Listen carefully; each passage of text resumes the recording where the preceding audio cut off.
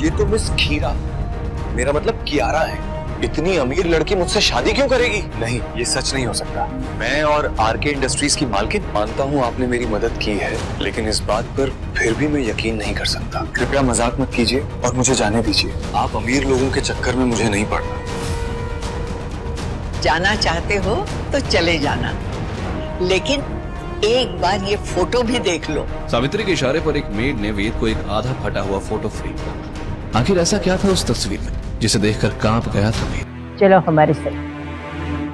वेद खोया खोया सा उजाड़ घर के अंदर चलता गया। उस भयानक रात के सारे जख्म फिर से ताजा हो गए। जब तक गद्दारों की हड्डी नहीं जलेगी तब तक हमें ठंडक नहीं मिलेगी। कपूर गद्दारों की सिर्फ एक ही सजा है, मौत। उस जले घर में माँ बाप की चीखें गूंज रही थी और दीवारों पर गद्दार लिखा हुआ था। उसके कांपते कदम उसी कमरे में पहुंचे जहां उसने अपना सब कुछ खो दिया था। तभी उसे किसी ने पीछे से धक्का दिया। गद्दार का बेटा गद्दार ही होता है। जैसा अंत तेरे माँ बाप का हुआ है ना, वही अंत तेरा होगा। वक्त किसी उनके बारे में बात करनी थी तो जिंदा नहीं छोड़ूंगा। सावित्री के हाथ की छोटी पिस्टल से निकली गोली ने उस आदमी को घायल जरूर कर दिया था, पर वो फिर भी भाग निकला। वेद, बेटा तुम ठीक तो हो ना? हमें तो यकीन नहीं हो रहा है कि हमारे अलावा यहाँ कोई आ भी सकता है। और जो भी था उससे पता चल गया है कि तुम मुंबई वापस आ गए हो और फैसला तुम्हें करना है। तुम शिकार बनोगे या शिकार करोगे? वेद सावित्री की बातों पर यकीन नहीं कर पा रहा था, लेकिन पिस्टल चलाने वाली दादी पर उसे थोड़ा भरोसा तो होने लगा था। और ये बात समझ आ गई थी, दुश्मन और दादी दोनों ही बहुत खतरनाक है। मुझे आपकी सारी शर्तें मंजूर हैं। तुम हकदार हो उस कुर्सी का जो तुम्हारे माँ बाप छोड़ के गए थे।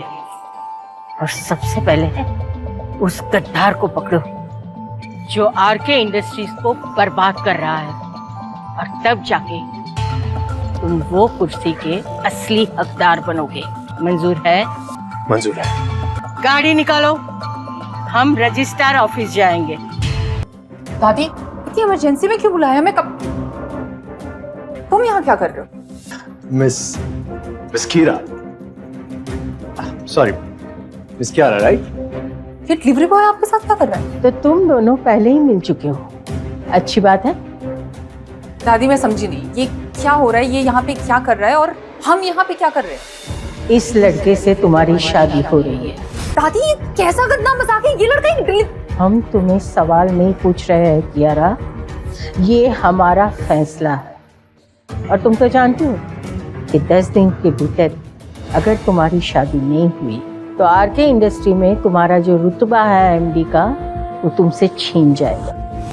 अगर तुम ये नहीं चाहती तो जो हम कहते हैं वही होगा।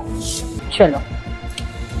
दादी प्लीज, दादी please. Oh hello, delivery boy. दादी को कोई बहुत बड़ी गलतफहमी हो गई।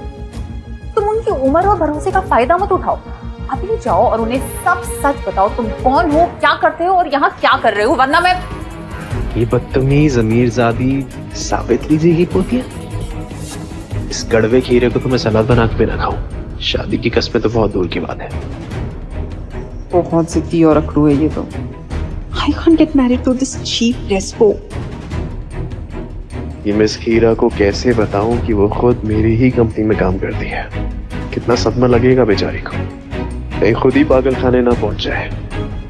देखो ये दादी की चाल है तुम्हें टॉर्चर करने के लिए। तुम्हें फूटी कौड़ी भी नहीं मिलेगी। अगर अभी तुम यहाँ से चले जाओगे तो मैं तुम्हें 10 लाख दूंगी। 50 लाख? 1 करोड़। देखो ऑफर जो है ना काफी अच्छा है, लेकिन इस महंगे शहर में काम नहीं चलेगा यार। इससे बेटर तो ये है कि मैं घर जमाई बन के रह लूँ। एटलीस्ट रोटी कपड़ा मकान तो मिल जाएगा मुझे, और साथ साथ ये खूबसूरत बीवी भी। तो मैं क्या कहता हूँ कि दादी का टॉर्चर ना मैं इजीली सह सकता। अब चले, दादी इंतजार करिए हमारे। ओके आओ कियारा, रजिस्ट्रार के सामने सिग्नेचर करो। आओ। दादी आपने ये बिल्कुल अच्छा नहीं किया। क्या मैंने इतनी मेहनत इस दिन के लिए की थी इस कंपनी में कि एक एमडी होने के बावजूद भी लोग मुझे एक डिलीवरी बॉय की वाइफ बोले। आज से तुम दोनों पति पत्नी हो। उसके मन में तूफान उठ रहा था। उसे समझ नहीं आ रहा था इस लड़के ने उन पर क्या जादू कर दिया था। आगे की कहानी जानने के लिए देखें अगला एपिसोड सिर्फ पॉकेट एफएम के यूट्यूब चैनल पर, और के फॉर किंग के सारे एपिसोड्स को सुनने के लिए डिस्क्रिप्शन में दी लिंक से डाउनलोड करें पॉकेट एफएम ऐप।